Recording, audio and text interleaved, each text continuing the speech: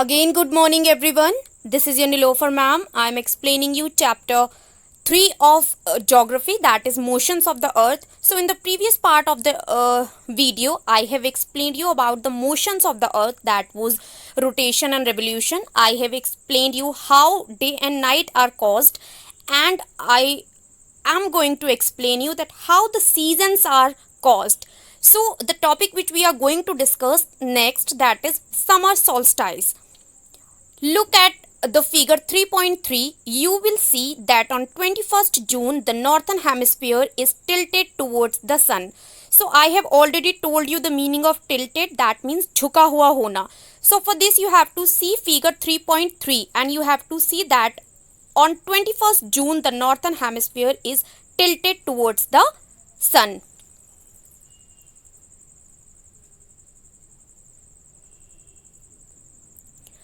So where is 21st June? That is here, and you can see that the northern hemisphere, that is tilted towards the sun. That means it is झुका हुआ. The rays of the sun fall directly on the Tropic of Cancer. As a result, these areas receive more heat. So the rays of the sun fall directly on this region on the Tropic of Cancer, and as a result these areas receive more heat. The areas near the poles receive less heat as the rays of the sun are slanting. So the areas which lie near the poles, they receive less heat as the rays of the sun falls slanting towards these areas. So there is less heat. The North Pole is inclined towards the sun, and the places beyond the Arctic Circle experience continuous daylight for about 6 months. So the North Pole is inclined towards the sun, and the places beyond the Arctic Circle experience continuous daylight for about 6 months. So again here you can see the diagram, that is 3.3.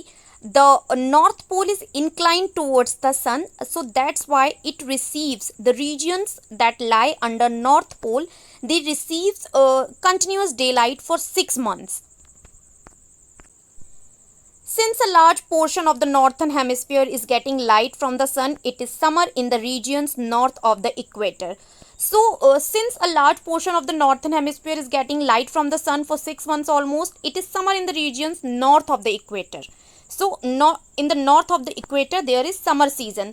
The longest day and the shortest night at these places occur on 21st June. So because the summer season is there, so that's why the longest day and the shortest night at these places occur on 21st June only.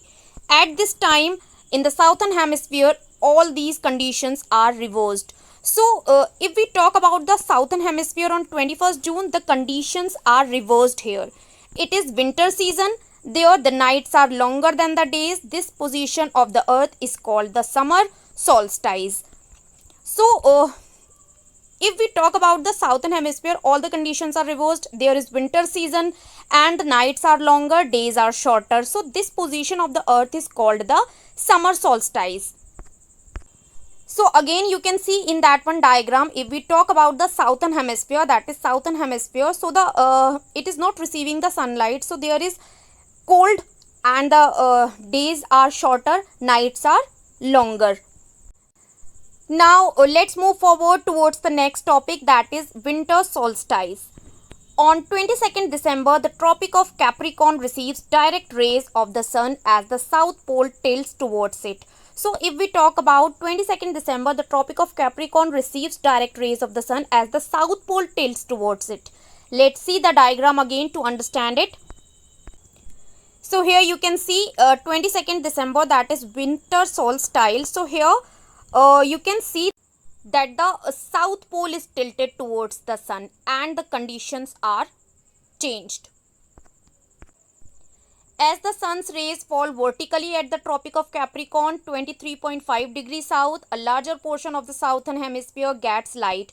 So as the sun's rays fall vertically at the Tropic of Capricorn, so the larger portion of the southern hemisphere gets light. Therefore, it is summer in the southern hemisphere with longer days and shorter nights. So that's why there is summer in the southern hemisphere with longer days and shorter nights. The reverse happens in the northern hemisphere, and this time the reverse conditions are there in the northern hemisphere. This position of the earth is called the winter solstice. So to understand the winter solstice, let's see the diagram again. So here you can see winter solstice, 22nd December. So here the southern hemisphere is tilted towards the sun and the northern hemisphere is far from the sun. So that's why in the southern hemisphere there is heat, and in the northern hemisphere there is winter. So that is winter solstice. Do you know that Christmas is celebrated in Australia in the summer season? So do you know that Christmas is celebrated in Australia in the summer season due to this condition only? So the next topic which we are going to discuss, that is equinox. On 21st March and September 23rd, direct rays of the sun fall on the equator. At this position, neither of the poles is tilted towards the sun, so the whole earth experiences equal days and equal nights. This is called an equinox. So on 21st March and 23rd September, the rays of the sun falls directly on the equator, and because of this position, neither pole is tilted towards the sun, and the whole world experience equal days and equal nights, and that is called the equinox. Let's see the diagram to understand it again.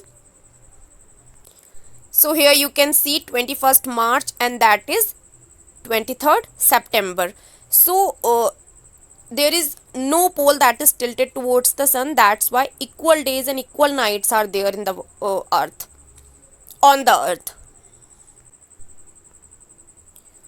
Now let's see an activity, that is let's do to understand the earth's inclination in the same direction. So to understand the earth's inclination in the same direction, draw a big ellipse on the ground and take a flag with a stick. Stand anywhere on the line of the ellipse. Point your flag to a fixed point far away like on a treetop. Now move along the ellipse keeping your flag always pointing towards that fixed point. In this way, the axis of the earth remains inclined permanently in the same position. The revolution of the earth and the inclination of the earth's axis in a fixed direction cause seasons. So to understand this, you have to first of all draw a big ellipse on the ground. Then you have to take a flag with a stick and you have to stand anywhere on the line of the ellipse, and you have to point your flag to a fixed position, and then you have to move along the ellipse keeping your flag always pointing towards the fixed point. That means your flag is fixed towards a point and you have to move along the ellipse. In this way you will understand that the axis of the earth remains inclined permanently in the same position, and the revolution of the earth and the inclination of the earth's axis in a fixed direction cause seasons. On 23rd September, it is autumn season in the northern hemisphere and spring season in the southern hemisphere. The opposite is the case on 21st March, when it is spring in the northern hemisphere and autumn in the southern hemisphere. So to understand it, let's see the diagram again. So again you can see in this diagram that it is spring season in the northern hemisphere on 21st March and autumn season in the southern hemisphere, and it is just opposite. On 23rd September, it is autumn season in the north hemisphere and spring season in the southern hemisphere. Now let's see the conclusion of the chapter. Thus, you find that there are days and nights and changes in the seasons because of the rotation and revolution of the earth respectively. So we understood from the above discussion that the days and nights and the changes of seasons are there because of the rotation and revolution of the earth respectively, which are the motions of the earth. So this was chapter 3 which I have explained you. I hope everything is clear to all of you. If still any confusion is there, so you can ask me on the WhatsApp also. I'll meet you in the another explanation video. Till that, keep learning, stay home, stay safe. Bye bye everyone.